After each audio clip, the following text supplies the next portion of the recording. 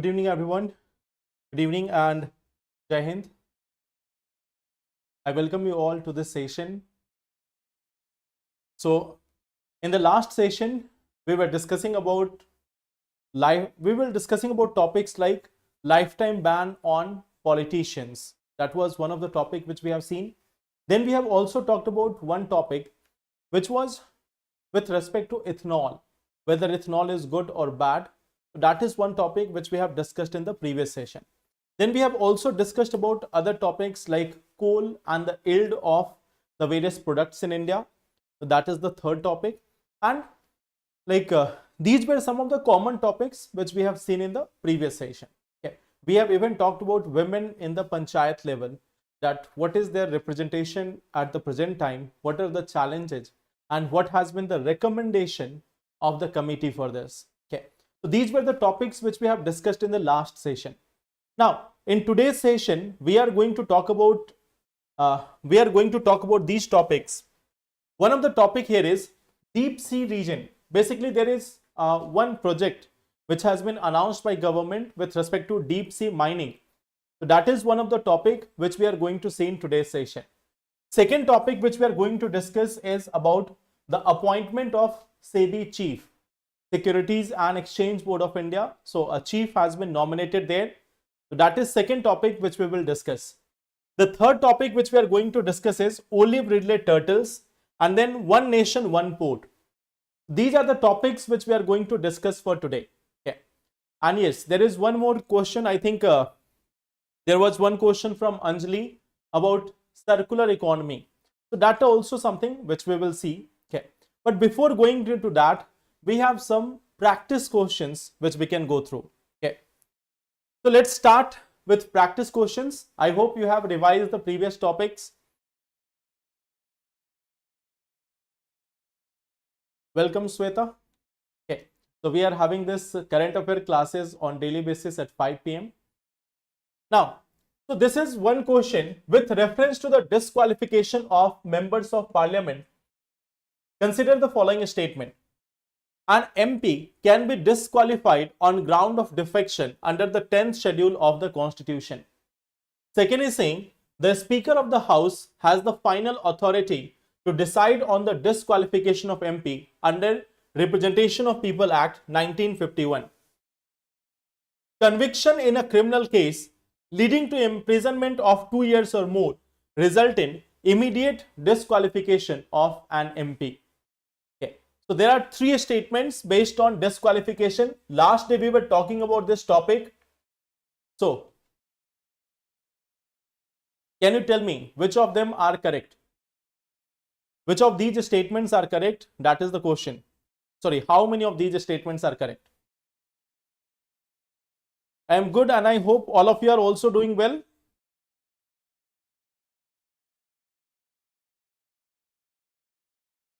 B option. So which one is incorrect?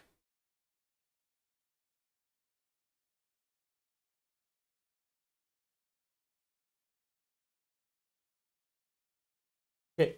So if we look at this question, the first statement is saying that MP can be disqualified on grounds of defection under 10th schedule. So that one is correct. The Speaker of House has the final authority to decide on the disqualification of an MP under Representation of People Act 1951. This statement here is incorrect. This is decided by the President, and that too on the recommendation of Election Commission of India. So Election Commission of India recommends, and then the person gets disqualified on the decision of the President. And here the third one is conviction in a criminal case leading to imprisonment of 2 years or more result in immediate disqualification. So this one is also correct. So here the answer is option number B, only 2. Okay. Now coming to the second question, with reference to women's participation in the Panchayati Raj system in India, consider the following statement. The 73rd Constitutional Amendment Act mandates a minimum 1/3 reservation for women in all tiers of Panchayati Raj institutions.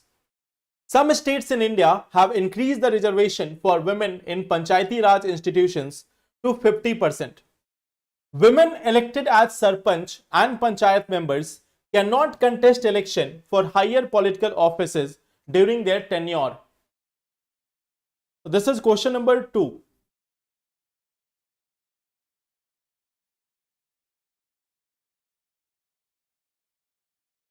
Question number 2. Again, be answered.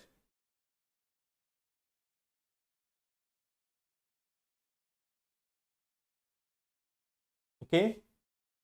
So tell me which statements are correct here. In question number 2, can you also tell me which statements are also correct? None. Now, if we look at this one, it says that 1/3 reservation for women in all tiers of Panchayati Raj institution.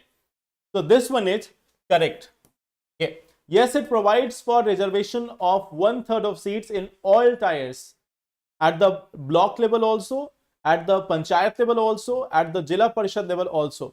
So at all these 3 levels, there is 1/3 reservation for women. Second is saying some states have done. So this is comparatively simple question. Okay. Third one is incorrect, that they cannot contest election. They can contest election. They can contest election, and when they contest election, if they are getting elected, so they have to leave their seat. Okay. So here this third option is incorrect. Here also the answer is option number B.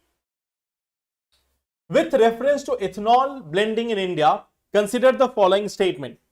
Ethanol is a biofuel that can be produced from sugarcane, maize, and other agricultural feedstocks. The government of India has set a target of achieving 20% ethanol blending with petrol by 2030. Ethanol blending in petrol will result in no tailpipe emissions from the vehicles. How many of the above statements are correct? Yes, Pratibha, today we didn't have this economics revision class because of some technical issue. Like I was supposed to take the class, but due to some fault in the system, I could not take in the morning. Okay. But on Tuesday, we will have that session. Okay, question number 3. What will be the answer here?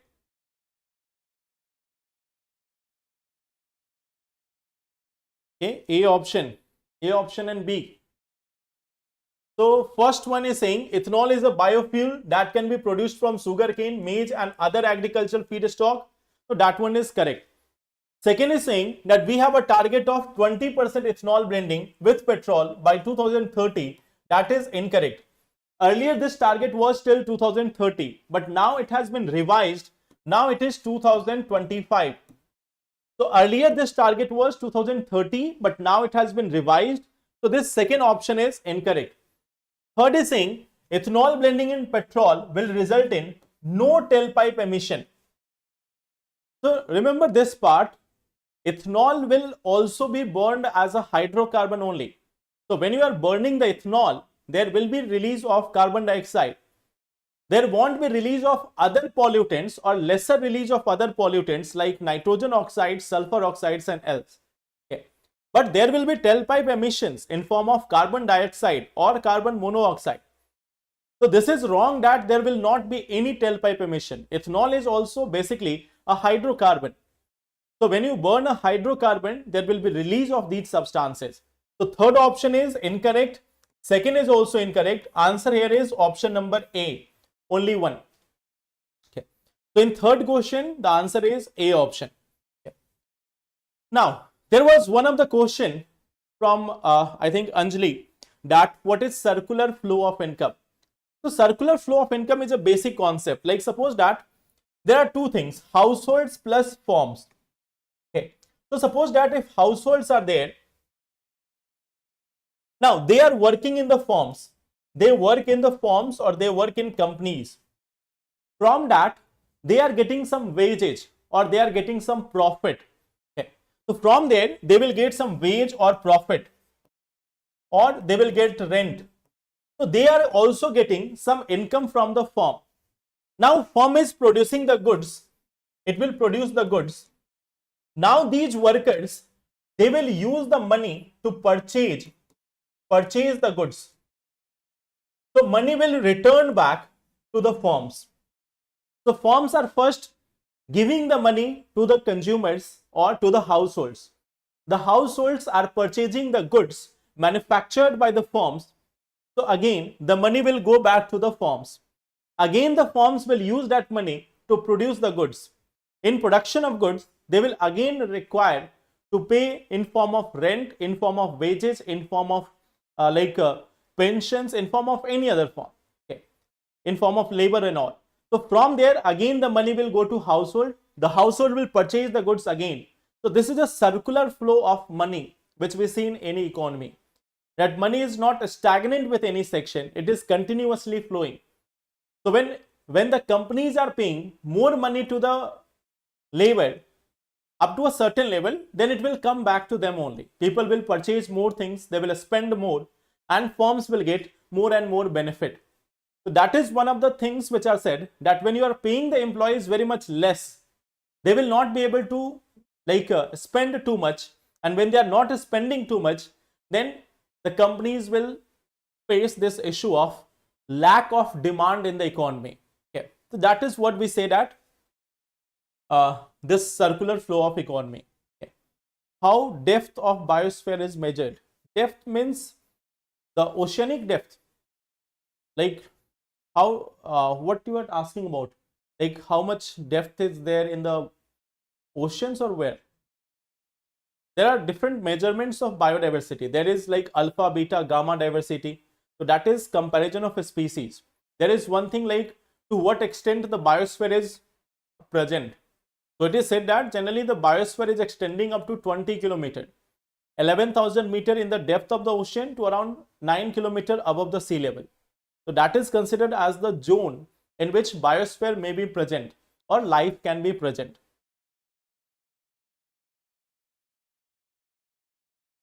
Now, so let's come to our topic. There was a question in test series asking about it. Okay, so if possible, send me that question, then I can see it, and then accordingly I can give you the answer. Okay. So let's come to the question.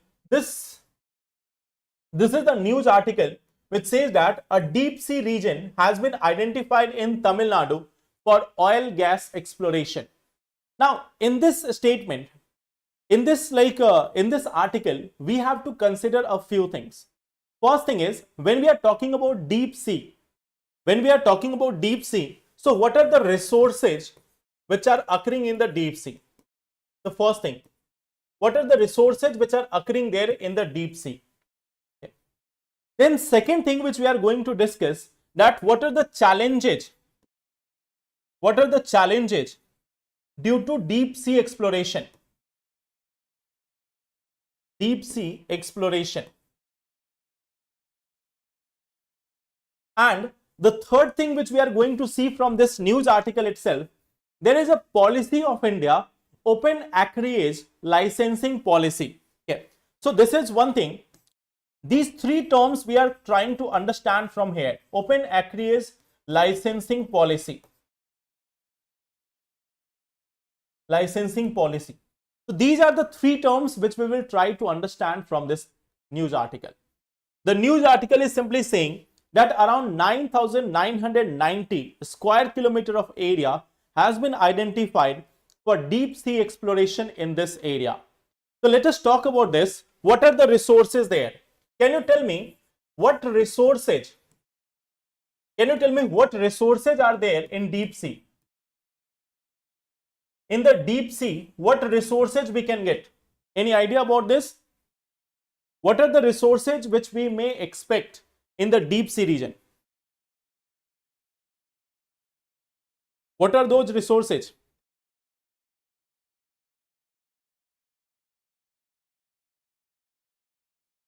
What we can expect here? Sand. Okay. Anything else? Apart from sand, what we will get in the deep sea? See, there is one thing called as polymetallic nodules. Polymetallic polymetallic nodules. So basically what we see that they are considered as a source of various rare earth elements or critical minerals. So they are considered as source of various rare earth elements or critical minerals. Like here you will find that cobalt, manganese, nickel, etc. They are found in these areas. Here we have presence of nickel, cobalt, manganese. These things are generally found in the polymetallic nodules which are present at the deep sea. At the deep sea bed we will see this. Okay. It is also considered as a potential source for hydrocarbons. Like there can also be hidden reserves of oil or gas or coal in these regions. Especially oil and gas fields can be present in these regions. So hydrocarbons are also there. Third thing which we expect from here is huge amount of biodiversity. So in this region, we will also get some of those marine creatures which we have not been able to find so much. Like there are azooxanthally corals or dark corals or the corals which are found in the deeper part of the oceans. Okay. So we will find those organisms, marine creatures which can live without, which can sustain without sunlight and oxygen. So these organisms can sustain without any such light. They can sustain without any such oxygen. So that is one thing which we see here. These are the resources which we might get in the deep sea. Now the second thing is, what are the challenges? Like what challenges are there in deep sea exploration? What are the challenges there? One of the major challenges, this technological limitations.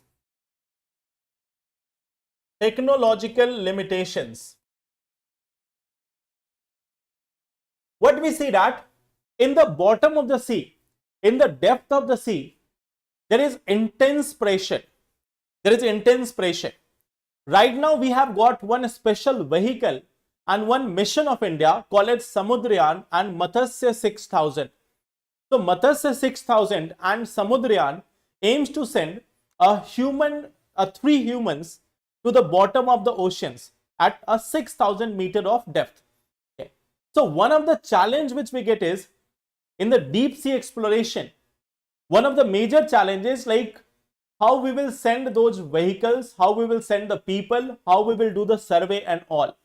Okay. So that one is technological limitations. Second thing which we see here is also damage to marine life. When we are having the exploration, suppose that when we are reaching there and when we are carrying out exploration, so it is same like this. Suppose even if we are having mining in the forest area, so that will also harm the forest. So in the same manner, if we are having exploration in the deep sea, it is going to harm the marine creatures in that area. So that is also one of the challenge. Third thing is, now when certain area is identified as a site for deep sea exploration, so generally in those areas, the local fishermen, they will not be allowed. So there will also be restriction on local fishermen. So now there will be a livelihood issue also for them. Okay. So while on one hand there is a livelihood issue also, there is a threat to the marine diversity also, and one of the major challenges, technological limitations, that how we will carry out these exploration. Okay.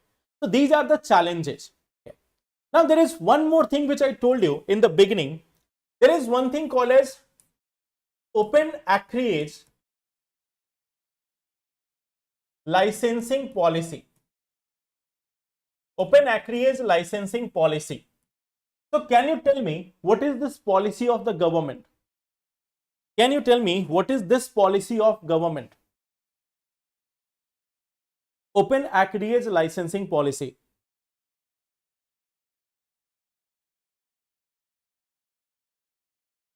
What is this policy?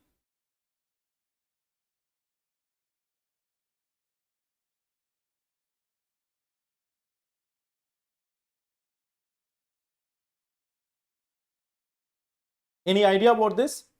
Open access licensing policy. OALP. Earlier we were having NELP and HELP, hydrocarbon exploration licensing policy, or new exploration licensing policy. But now we have this one thing, open access licensing policy. So what is this policy of government? Earlier what used to happen, that government used to identify blocks which were potential sources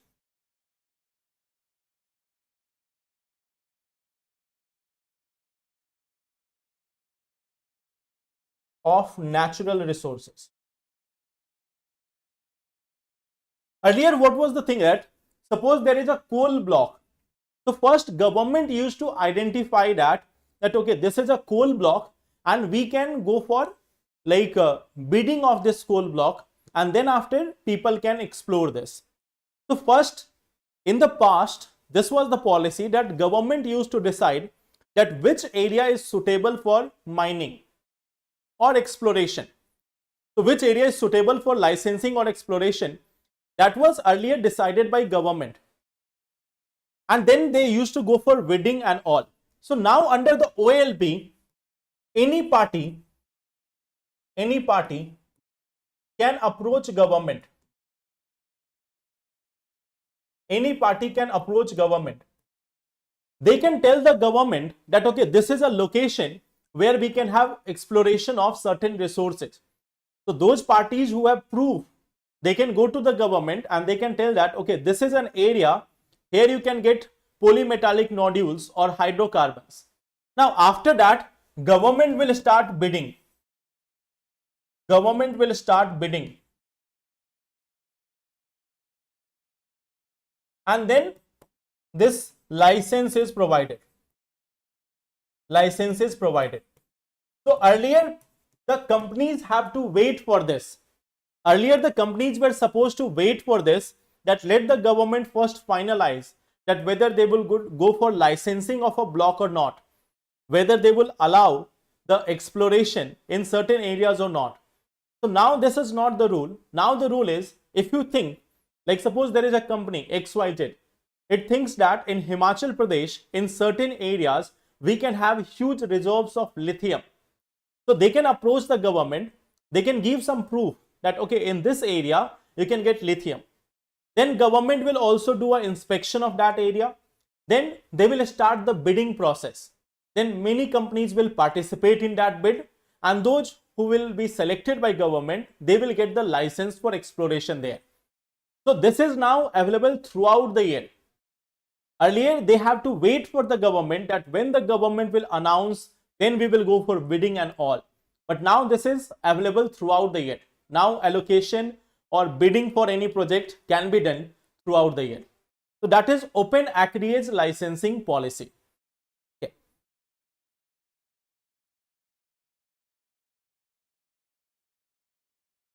So that is one open access licensing policy.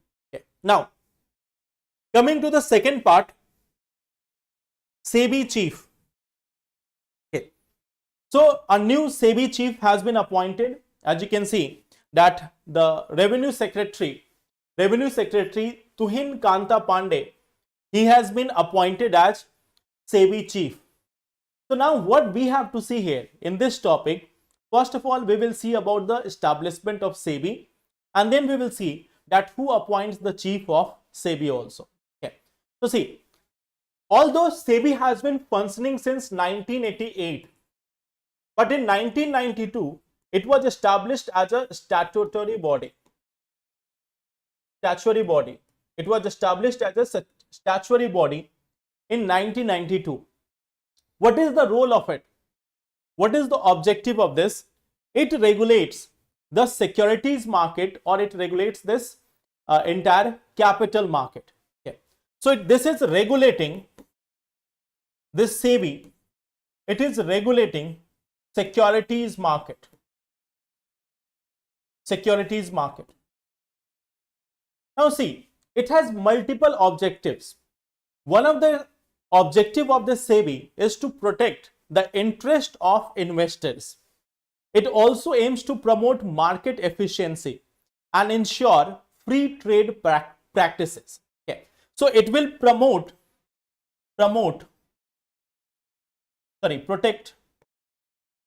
It will protect investors' investment. Then, like suppose you can see this, that even if a stock market is crashing or something, then also SEBI has different rules. Like it has a margin which is there, that how much decline or how much appreciation can be there in a share value on a particular day. Normally, you will find that if there is a decline of 10% or something, then there is normally stopping of trading for some time, that the trading stops for some time so that market can settle a bit. Okay. So this SEBI is basically looking for protecting the investors' interest. Okay. So that is its one rule. Then it will also promote market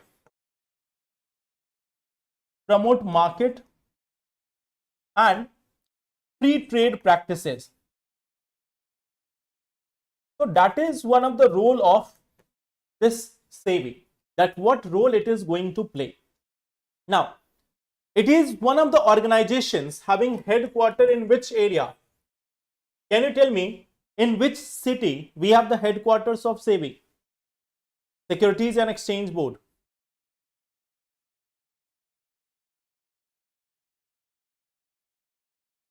Where do we have the headquarters of SEBI? Any idea about this? Yes. It is not there in Mumbai. It is not there in Delhi. It is there in Mumbai. Although it has regional branches in Delhi and other places, but it has its headquarters in Mumbai. Okay. So this is one of the organization having its headquarters in Mumbai. Now about SEBI, you can see that it is considered as a quasi-judicial, quasi-legislative body.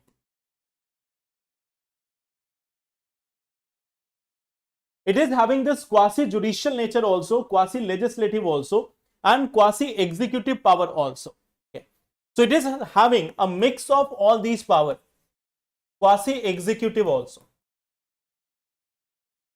So see, like if we talk about this SEBI, it can suppose that if there is a dispute or something between different companies and all, so it can go for resolution of that dispute also.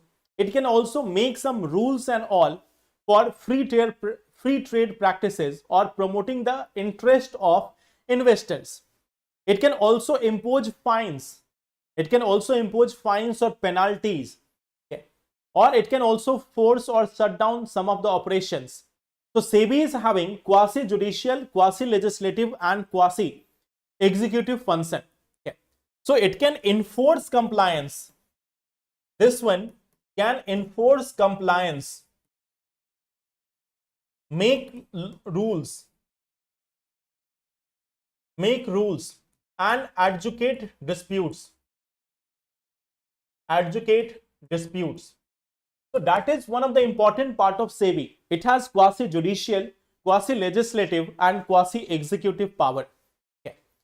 And this one is regulating the stock exchange, the brokers, mutual funds, credit rating agencies, investment advisors, everyone. Okay. So it regulates. This one is regulating whom? It is regulating the stock market, It is regulating the mutual funds, the brokers who are there, share brokers, they are also regulated by this. Even you will find that the credit rating agencies, they are also regulated by this. They are also regulated by this. Then even foreign investors who are there, foreign investors, they are also regulated by this institution. Foreign investors. So all of them are regulated by this SEBI. Okay. Now coming to the main question, who will appoint the chairperson of SEBI? Who will be appointing the chairperson of SEBI?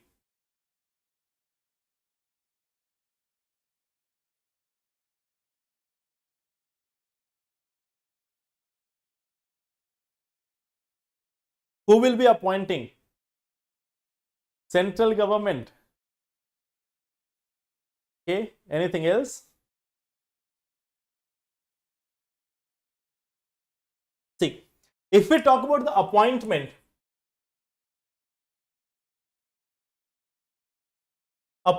is done by, there is a committee, cabinet committee. There is a cabinet committee, appointment committee of cabinet. Okay. So there is a appointment committee of cabinet. Appointment committee of cabinet. Now, this one is headed by Prime Minister. This one is headed by the Prime Minister. So appointment will be done by this, but on the basis of a committee recommendation. That committee is called as Financial Sector Regulatory Appointments Search Committee. This is on basis of financial sector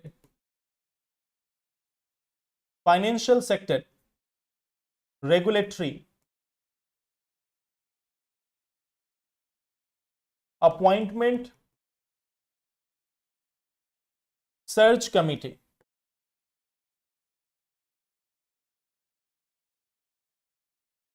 Even after this, you will find that this committee will shortlist the candidate.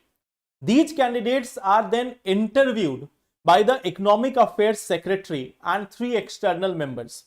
So there is an interview of these candidates by Economic Affairs Secretary and other external members, and after that shortlisted candidates are sent to this appointment committee of the cabinet, which is headed by the Prime Minister. So then they appoint this. So this one part is important. There is one committee, Financial Sector Regulatory Appointment Search Committee. Okay. So this is one of the part that this committee suggests the name. Okay. I hope that is clear. Who will recommend and who will appoint? Okay. Now coming to the next topic. Okay, there is one question. I think you can answer this. I think you can answer this quite easily. This is one question. Which of the following organization issues government security on behalf of Government of India? This is one of the question. Which of the following organization issues government security on behalf of India? Sorry, on behalf of Government of India.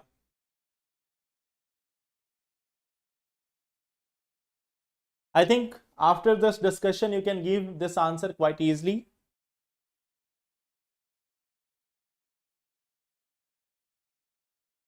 What will be the answer here?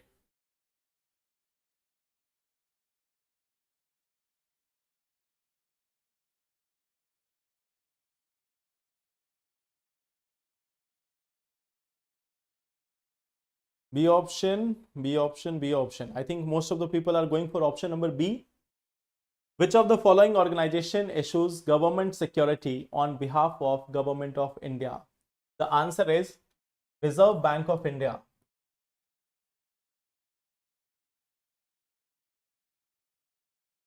This regulates the stock market. It is regulating the stock market. It will regulate how these securities are traded, how these securities are traded on the stock market. But the issuing power lies still with the RBI.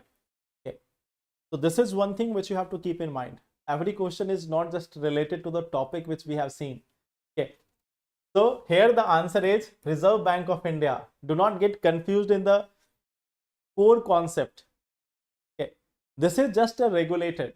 This is just a regulated. So when this government security will be traded on stock markets, then that will be regulated by SEBI.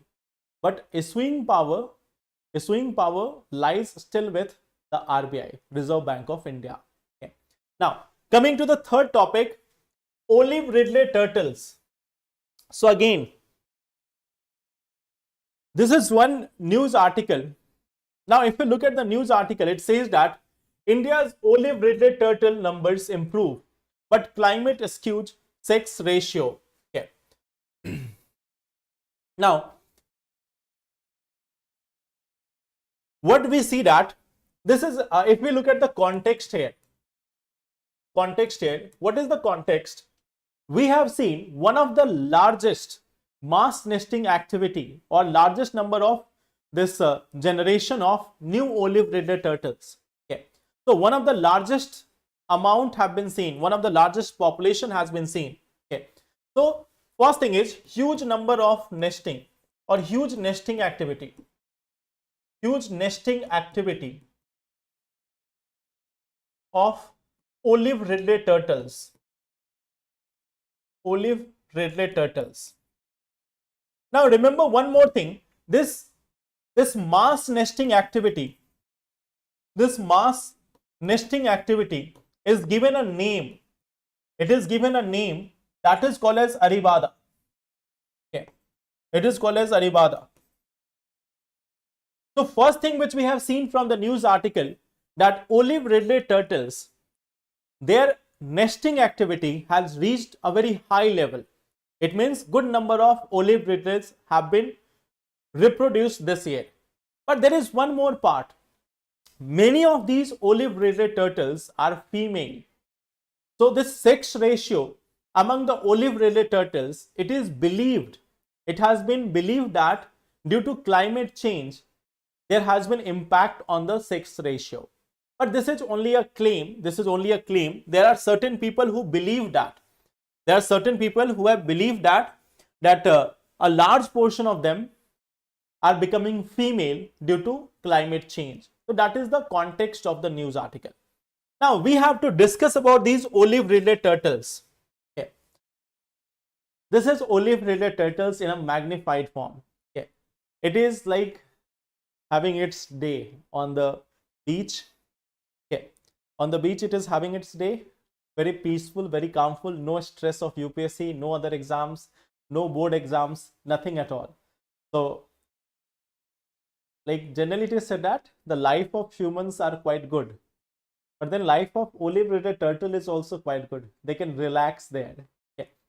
Now, if we talk about this olive Ridley turtles, they are one of the small turtles. They are one of the small turtles and they are found in warm tropical waters.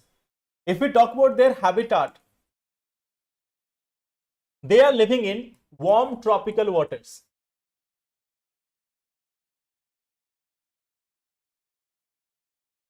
They are living in this warm tropical water. So from Pacific to Atlantic to Indian Ocean, you will find that in this entire tropical water, we have this presence of olive Ridley turtles. Okay. It is considered as one of the smallest and most abundant, means its population is not very low. Its population is in crores. Its population is not in 1,000, 10,000, 12,000. Its population is in crores. Okay. So it is most abundant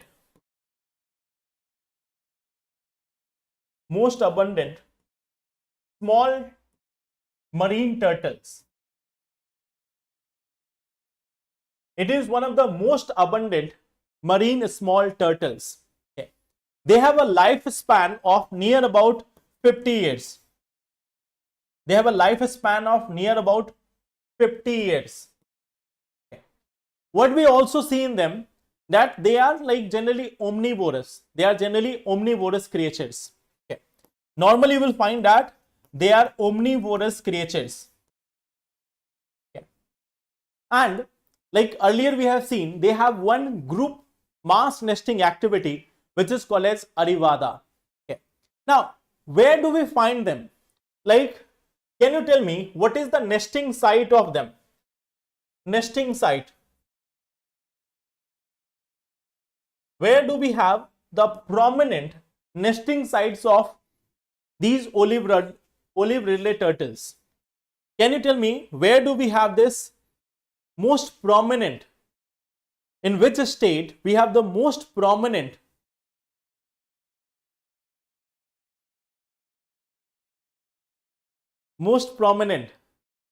मस्ती में सोया हुआ है?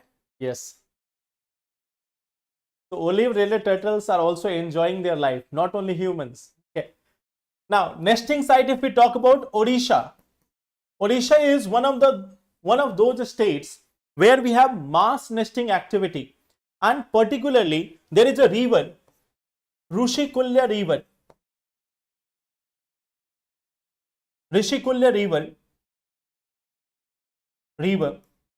Then we have this Gahir Matha beach, and also Devi river. So these are the prominent locations where we have mass nesting activity of the olive Ridley turtles. Okay. They are found in other areas also, even in Andaman Nicobar, Maharashtra, Tamil Nadu, Andhra Pradesh. In Andhra Pradesh also you can get it, Tamil Nadu also, even on the western side, Maharashtra also, Andaman Nicobar also. But this is one of the most prominent site. Okay. One single female can lay 100 to 150 eggs. One female lays 100 to 150 eggs. So they have this mass nesting activity. Huge number of olive Ridley turtles are coming out. Okay. And then they start moving throughout the oceans. They start moving throughout this area. Okay. Now, if we talk about the IUCN, if we talk about their conservation status, you will find that in IUCN, they are listed as vulnerable.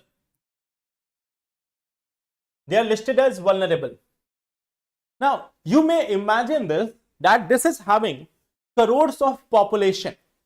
This one turtle is having crores of population. So why it is still there in vulnerable?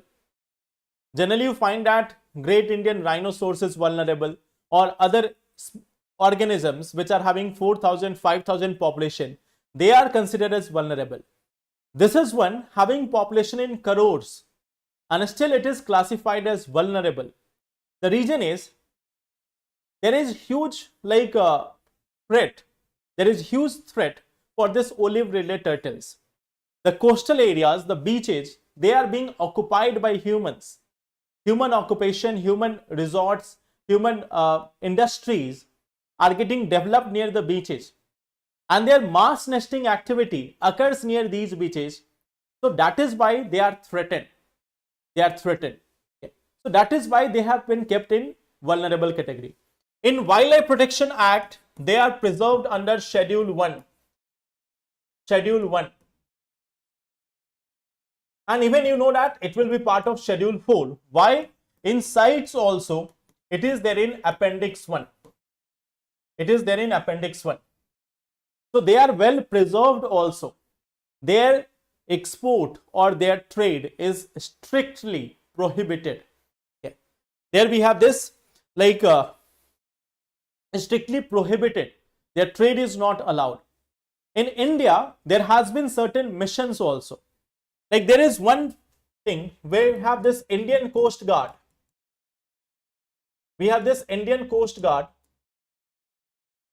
So it has this Operation Olivia. So this Operation Olivia is safeguarding the coastal regions, safeguarding the beaches.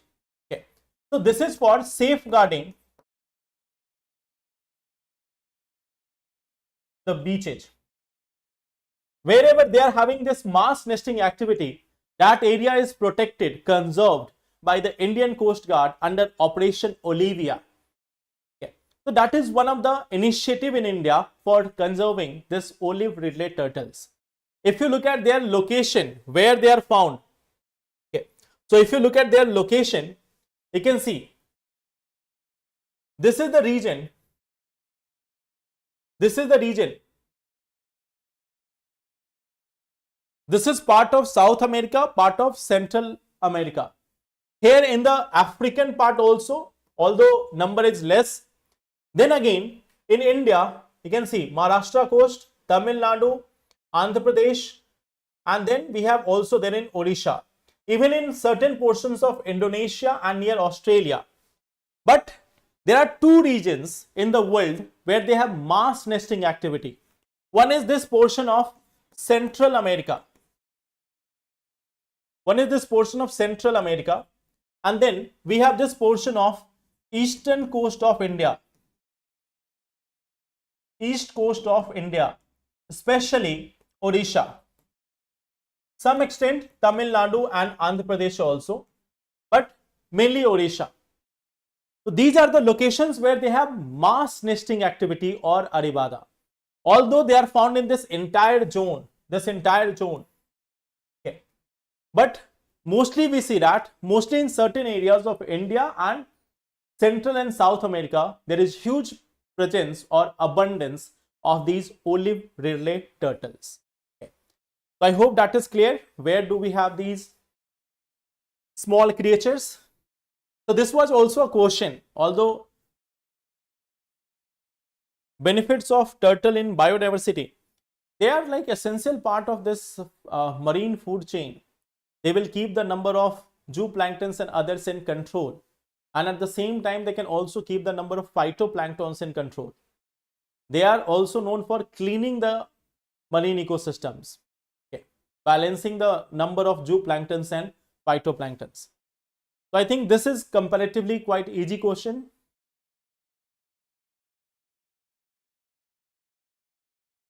Yes, here we have of course Odisha as the answer. Odisha is the answer. Famous as nesting place for giant olive ridley turtles from South America. Okay. Now, coming to one last article, that is One Nation, One Port. Okay. So, like we have been going through many of these things: one nation, one election, one nation, one tax, one nation, one ration card, one nation, one code. So in the same manner, we have this One Nation, One Port. So what is this One Nation, One Port initiative? Basically, if you look at this, this is not like a very substantial or very enormous change. Here the main focus is on improving the efficiency of the port. Okay. So it has been launched by Ministry of Port, Shipping and Waterways. Launched by Ministry of Ports, Shipping and Waterways.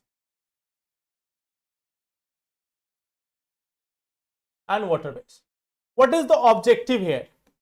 Let's come directly to this part, that what is the objective here? One Nation, One Port. Why this has been launched? Okay. See, normally if we look at the Indian ports, although their functioning has improved, but still we see that there is a huge lag there. Like when the ports are coming to the coast, they are loading or unloading the goods and then they are going back. So in that process, there is a huge requirement or huge lag. There is a significant amount of time which is consumed there. So here this One Nation, One Port, it aims to standardize and streamline port operations. Okay. So their aim is simple: standardize and streamline port operation across all major ports. In India. across all major ports in India. So that is the aim here. Okay. It means it simply focuses on reducing the paperwork. Okay. It is simply focusing on reducing this paperwork. Okay. So reducing the paperwork. Reducing the paperwork, things can be digitalized so that there is easy movement of the ports. They can easily come down, they can easily come to the ports, their loading and unloading can happen at a faster rate, and then they can go back. So we are trying to like enhance our port industries, enhance our functioning or operations of the port. So that is the main aim here, so that there can be improvement in ease of doing business also. There can be improvement in our transport sector also. So that is the aim, even improve our competitiveness, trade competitiveness. So that is the main goal here. There is also a launching of one of the like logistic port performance index. Okay. So this has also been induced. Logistics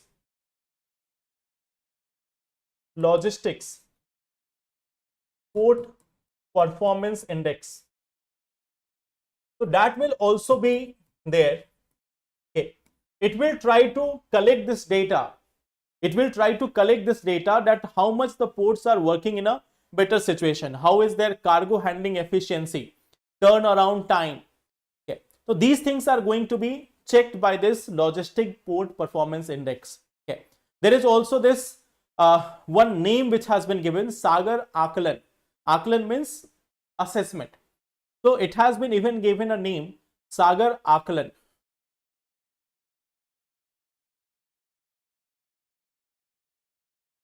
Means assessment. There will be assessment of the different ports. So that is one simple news, one port, one nation, one port. The objective is quite simple, to improve the efficiency of functioning of the ports, to improve their turnaround time and all. So that is a simple news article with respect to one nation, one port. Okay. So that will be all for today. That was the news article. Main focus is improvement of ease of doing business. Okay. I hope this part is also clear. What is draconian condition for bail? It depends on the act. Some of the acts has been criticized. Like if we are talking about Prevention of Money Laundering Act or UAPA and others. So they have been criticized for this, that the provisions for getting the bail under these sections or under these laws are quite impossible like situation. Okay. It is generally this person who has been accused, they have to prove themselves that they are not guilty. Generally in other laws what we see, that the police have to prove that the person is guilty. But in the case of this, in the case of UAPA or Prevention of Money Laundering Act or some other acts also, it becomes the responsibility of the people to prove that they are not guilty, they are free of all. And until unless they do that, they do not get easily the bail. Okay. So that is draconian condition. I hope that is clear, Himanshu. Okay, so that will be all for today. Tomorrow we don't have the session because tomorrow we have Saturday. So again we will meet on Monday. From next Monday we will again see some more questions, and even the questions with respect to map and others, I will also include them very soon. Like after 4th or 5th March, I will get more time. So then I will be adding those questions also. Okay. And on Tuesday we will have this session of economics revision. Okay. So see you there on Monday and Tuesday and the entire week. Thank you so much everyone. Let's meet then in the next week. Okay. You can send the questions here itself after the session. After the session, whatever questions you have, you can post here in the comment box. So from there I will get the questions. The PDF of this lecture is uploaded on the Telegram channel of KGS IAS. So on Telegram you can search KGS IAS. So there you will find the PDF of this discussion. Okay. So thank you so much. Take care and all the best. Thank you.